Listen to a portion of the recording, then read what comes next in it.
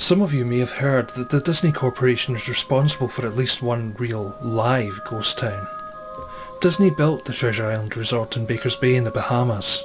It didn't start as a ghost town. Disney's cruise ships would actually stop at the resort and leave tourists there to relax in luxury. This is a fact. Look it up. Disney blew $30 million in the place, yeah, that's right. $30 million. And then they abandoned it. Disney blamed the shallow waters, too shallow for their ships to safely operate, and it was even blame cast on the workers, saying that since they were from the Bahamas, they were too lazy to work a regular schedule. That's where the factual nature of their story ends. It wasn't because of sand, and it obviously wasn't because foreigners are lazy. Both are convenient excuses. No, I sincerely doubt those reasons were legitimate. Now why don't I buy the official story? Because of MacLeod's Palace. Near the beachside of Emerald Isle in North Carolina, Disney began construction of MacLeod's Palace in the late 1990s. The concept was a jungle-themed resort with a large, you guessed it, palace in the centre of the whole thing. Now if you're unfamiliar with the character of Mowgli, then you might better remember the story of the Jungle Book. If you haven't seen it anywhere else, you would know it as the Disney cartoon from decades past. Mowgli is an abandoned child in the jungle, essentially raised by animals and simultaneously threatened and pursued by other animals. Mowgli's Palace was a controversial undertaking from the start. Disney bought up a ton of high-priced land for the project. There was actually a scandal surrounding some of the purchases. The local government claimed eminent domain on people's homes, and then turned around and sold the properties to Disney. At one point, a home that had just been constructed was immediately condemned with little to no explanation. The land grabbed by the government was supposedly for some fictional highway project.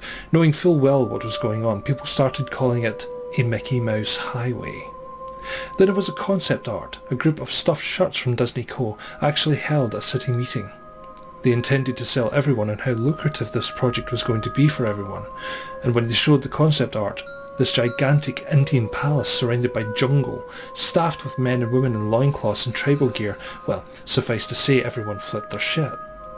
We're talking about a large Indian palace, jungle and loincloths, not only the centre of a relatively wealthy area, but also a somewhat xenophobic area of southern USA. It was a questionable mix at this point in history. One member of the crowd tried to storm the stage, but he was quickly subdued by security after he managed to break one of the presentation boards over his knee. Disney took that community and essentially broke it over its knee as well. The houses were razed, the land was cleared, and there wasn't a damn thing anyone could do or say about it. Local TV and newspapers were against the resort at the beginning, but then some insane connection between Disney's media holdings and the local venues came into play, and their opinions turned on a dime. So anyway, Treasure Island, the Bahamas. Disney sunk those millions in and then split. The same thing happened with Mowgli's Palace. Construction was complete, visitors actually stayed at the resort, the surrounding communities were flooded with traffic and the usual annoyances associated with an influx of lost and irate tourists. Then it all stopped. Disney shut it down, and nobody knew what the hell to think, but they were pretty happy about it. Disney's loss was pretty hilarious and wonderful to a large group of folks who didn't want this in the first place. I honestly didn't give the place another thought since hearing it closed over a decade ago, and I live maybe 4 hours from Emerald Isle, so really I only heard the rumblings and didn't experience any of it firsthand. But then I read this article from someone who had explored the Treasure Island Resort and posted a whole blog about all the crazy shit he found there. Stuff just left behind, things smashed, defaced, probably ruined by the disgruntled former employees who had lost their jobs. Hell, locals from all around probably had a hand in wrecking the place. People there just felt as angry about Treasure Island as folks here did about Mowgli's Palace. Plus, there were rumours that Disney had released their aquarium stock into the local waters when they closed, including sharks. Well, who wouldn't want to take a few swings at some merchandise after that? What I'm getting at is this blog about Treasure Island got me thinking. Even though many years had passed since its closing, I thought it may be cool to do some urban exploration at Mowgli's Palace, take some photos, write about my experience, and probably see if there was anything I could take home as a memento. I'm not going to say I wasted no time in getting there, because honestly it took me another year after I first found that Treasure Island article to get around to going up to Emerald Isle. Of course, Over that year I did a lot of research on the Palace Resort, or rather I tried to. Naturally no official Disney site or resource made any mention of the place that had been scrubbed clean. Even odder, however, was that nobody before myself had apparently thought to blog about the place or even post a photo. None of the local TV or newspaper sites had one word about the place, though that was to be expected since they had all swung by Disney's way. They wouldn't be out there lauding their embarrassment, you know. Recently I learned that corporations can actually ask Google, for example, to remove links from search results, basically for no good reason. Looking back, it's probably not that nobody spoke of the resort, but rather the words were made inaccessible, so in the end I could barely find the place. All I had to go on was an old as hell map I'd received in the mail back in the 90s. It was a promotional item sent out to people who had recently been to Disney World, and I guess since it had been there in the late 80s, that was recent. I didn't really intend to hang on to it, I just got shoved in with my books and comics from my childhood. I only remembered it months into my research, and even then it took me another few weeks to locate the storage bin my parents had shoved it all into, but I did find it. Locals were no help, as were most transplants who'd moved to the beach in recent years, or old residents who'd just sneered at me and made rude gestures the second I managed to say, "Where would I find Mowgli's?" The drive took me an inordinately long corridor of overgrowth.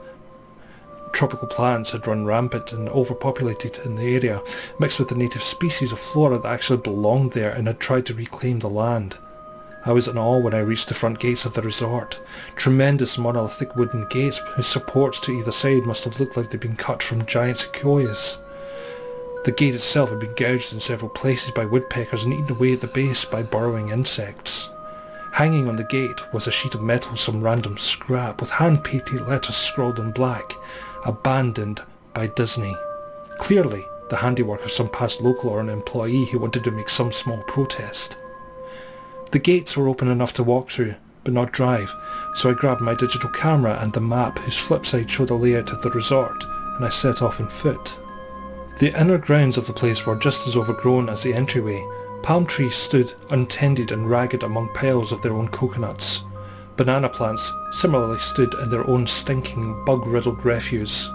This was the sort of clash between order and chaos, as carefully planted rows of perennial flowers mixed with obnoxious tall weeds and stinking blackened mushrooms. All that remained of any outdoor structures was broken, rotten wood and various charred bits of unidentifiable material. What was most likely an information booth or an outdoor bar was now simply a pile of assorted debris chopped up by past vandalism and ravaged by weather. The most interesting thing in the grounds was a statue of Baloo, the friendly bear from the Jungle Book, which stood in a sort of courtyard from the front of the main building. He was frozen in a jovial wave towards no one, staring into empty space with a silly toothy grin as bird shit covered whole swaths of its fur and vines ensnared his platform. I approached the main building, the palace, only to find outside of the building, covered in graffiti where the original paint hadn't peeled and chipped away. The front doors weren't just open, they'd been taken off their hinges and were stolen. Above the front doors of the gaping maw where they'd been, someone had once again painted, "Abandoned by Disney." I wish I could tell you about all the awesome stuff I saw inside the palace: forgotten statues, abandoned cash registers, a full-fledged secret society of homeless bums, but no. The inside of the building was stark, so bare that I actually think people had stolen the moulding off the walls. Anything that was too big to steal, counters, desks, giant fake trees were all resting amid the empty echo chamber that amplified my every step like a slow rat-a-tat of a machine gun. I checked the floor plan and headed to all the locations that might seem in any way interesting. The kitchen was as you would imagine, an industrial food prep area with all the appliances in space, no expenses spared. Every glass surface was broken, every door knocked off its hinges, every metal surface kicked and dented. The entire place smelled like very, very old piss. The huge freezer, not even remotely cool now, had row upon row of empty shelf space. Hooks hung from the ceiling, probably for hanging cuts of meat, and as I stood inside for a moment I noticed they were swinging. Each hook swung in a random direction, but their movements were slow and small, and it was impossible to see. I figured it had been caused by my footsteps, so I stopped one from swinging by clutching it in my fist, and then carefully letting go, but within seconds it started to swing once again. The bathrooms were in much the same state as the rest of the place. Just like the Treasure Island resort, someone had methodically smashed each porcelain commode with coconuts and other implements. There was about half an inch of rancid, stinking, stagnant water on the floor, so I didn't stay for very long. What's odd is that the toilets and the sinks and the bidets in the ladies' room, yes, I went there, all dripped, leaked or just ran freely. It seems to me that they would have shut the water off long ago. Now, there were plenty of rooms in the resort, but naturally I didn't have time to look through them all. The few I did peer into were similarly wrecked, and I didn't expect to find anything there. I thought there was actually a television or radio in one room, as I really think I heard a quiet conversation coming from it. Though it was like a whisper, probably my own breathing echoing in the silence, or another case of the sound of flowing water playing tricks on the mind, but it sounded like, I don't believe it. I don't know that. I didn't know that. Your father must have told you. Then there was an unknown reply, or possibly weeping. I know. It sounds ridiculous, but I'm telling you what I experienced, why I thought there might have been something running in that room, or worse, some vagrants who had holed up there and probably would have knifed me. At the front doors of the palace again, I figured I hadn't found anything of note and had wasted the trip up. As I looked out of the door, I noticed something interesting in the courtyard that I had apparently missed. Something that would give me at least one thing to show for all my trouble, even if it was just a photograph. There, as a lifelike statue of a python, maybe 80 feet long, coiled up and sunned itself on a pedestal right in the centre of the area. It was almost time for the sun to start setting, so the light fell on the object in the perfect way for a photograph. I approached the python and I snapped a photo, stood on my toes and snapped another. I moved closer again to get the detail of his face. Slowly and casually, the python lifted its head, looked directly into my eyes, turned and slithered off the pedestal across the grass and into the trees, all 80 feet of it.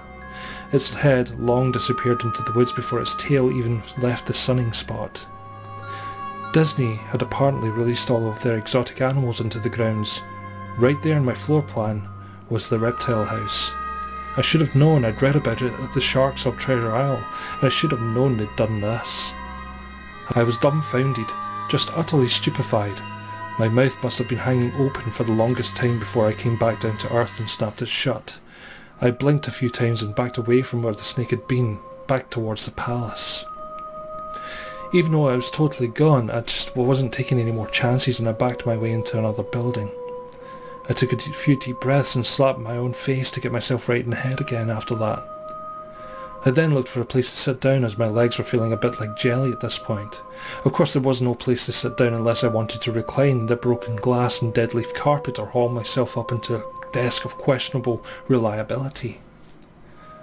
I had seen some stairs near the palace's lobby and decided to go and have a seat there until I felt better.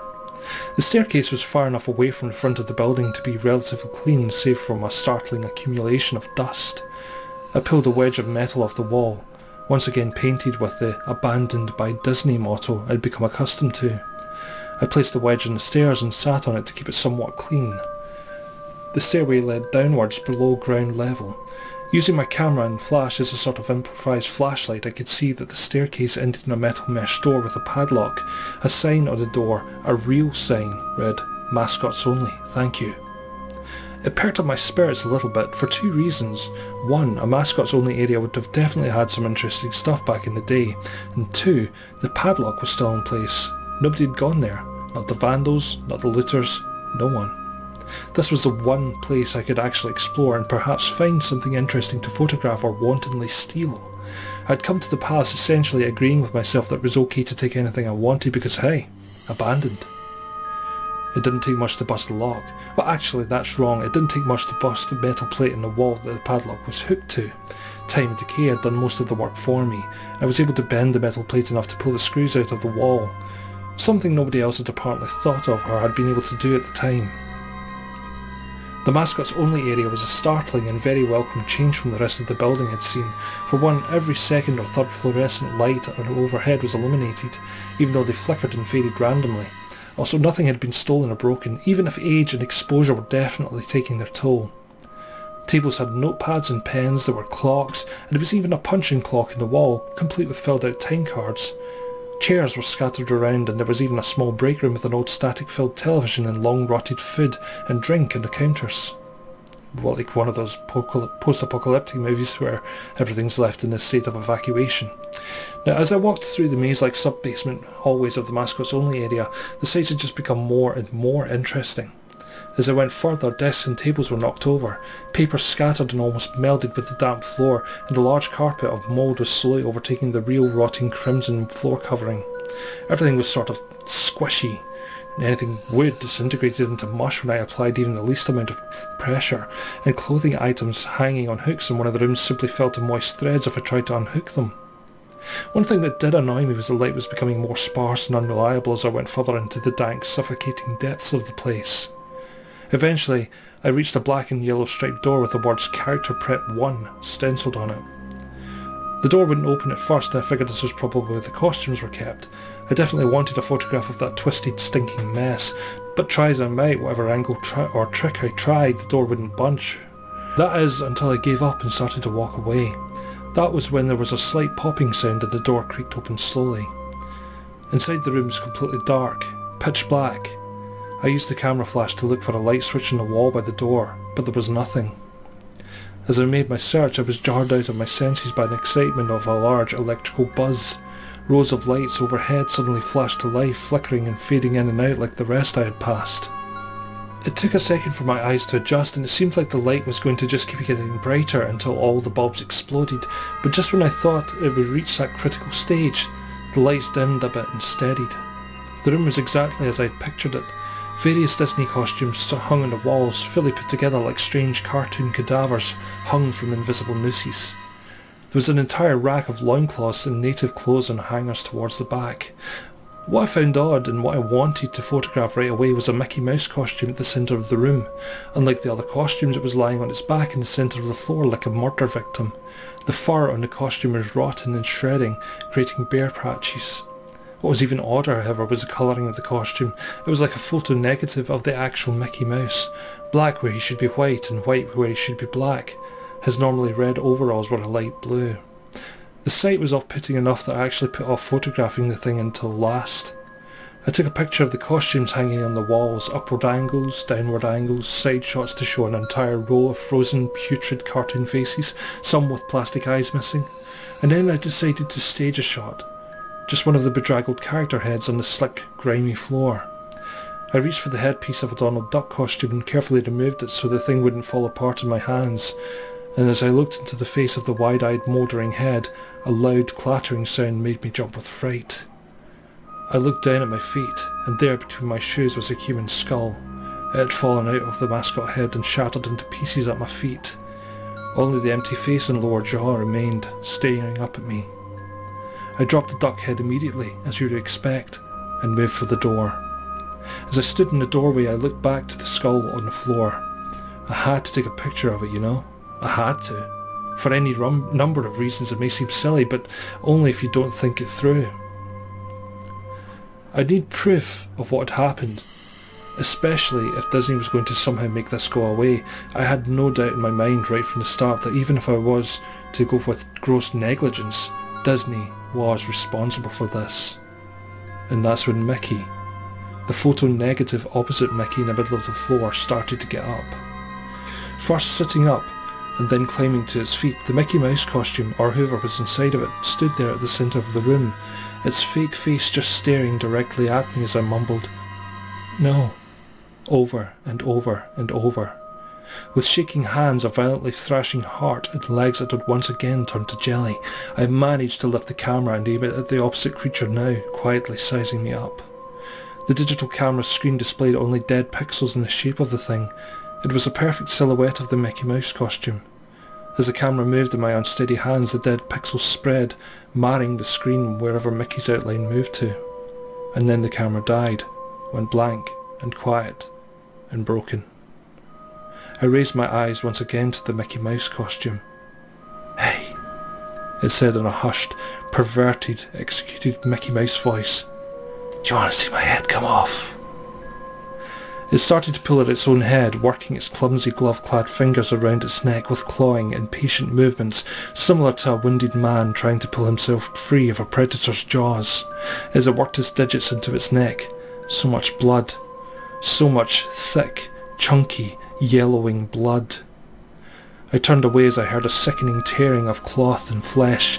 I only cared about getting away. Above the doorway out of this room I saw a final message clawed into the metal with bone or fingernails. Abandoned by God. I never got any pictures out of the camera. I never wrote the blog entry about it, and after I ran from the place, fled for my sanity if not my very life, I knew why Disney didn't want anyone to come to know about this place. They didn't want anyone like me getting in, and they didn't want anyone like that getting out.